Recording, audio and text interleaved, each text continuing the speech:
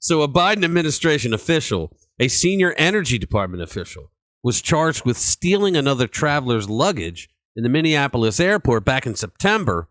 And that was right before taking a very quiet leave of absence. Now, the reason why this is news, because let's face it, Democrats are criminals to begin with, right? Well, it's because this person is one of those freakazoids who identifies as non-binary, and they're in a very important position in the government. All right, so here we go. So Sam Brinton, who is the Department of Energy's Deputy Assistant Secretary for Spent Fuel and Waste Disposition. Well, there's a hell of a title. Get that on a business card, why don't you? Okay, I didn't even know that the Biden administration was worried about spent fuel and waste disposition. I mean, think about that. All right, so allegedly, we have to say allegedly, folks, this they-them person allegedly stole a Vera Bradley suitcase worth over $2,300 from the luggage carousel at the Minneapolis St. Paul airport back in September. That's according to a criminal complaint that was filed on October 26 in Minnesota State Court. After the evil cisgender suitcase owner / victim contacted police, the police reviewed video surveillance of the carousel and identified Brinton snatching the luggage before removing the tag that identified the actual owner. That's written in court filings. So this lunatic not only went over and grabbed the bag that wasn't they-them's, but then is on camera trying to rip the friggin' tag off of it. What a jackass. Okay. So Sammy the cue ball here denied stealing anything when a cop called to talk about the incident on October 9th. And let's be honest. Doesn't this person look like Matt Damon in a remake of Kojak? You've seen it, right? You see it. I mean, look at this. Look at this. All right. Wow. I mean, how'd you like to bring that home to meet your mother? Right? My mother would have died on the spot of a heart attack, right?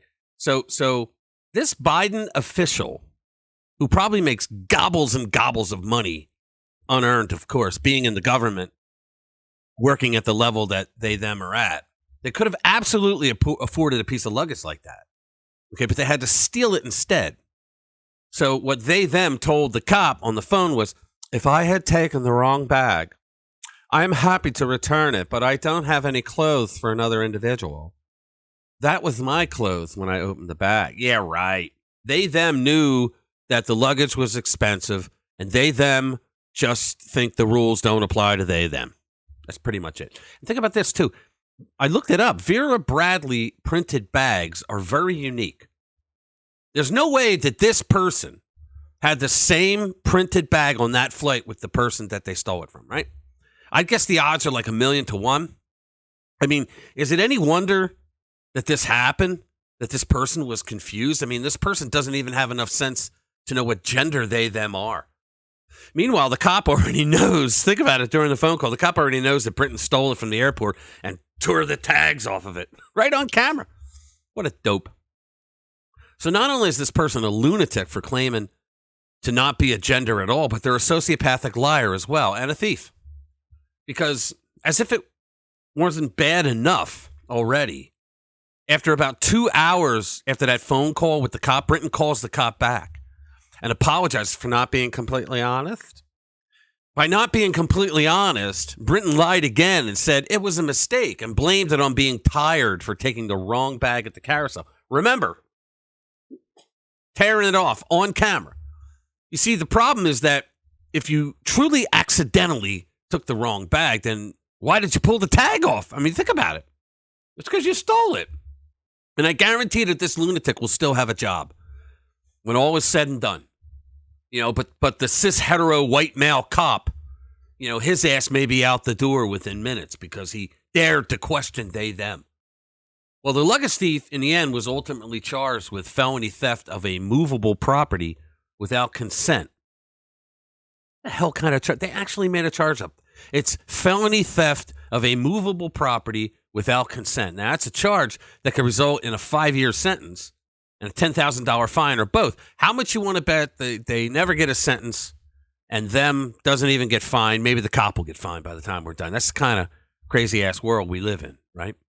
So how much you want to bet the Biden administration will see that officer fired and lose his pension, and this lying, thieving jerk off will get promoted? Now, what do you think?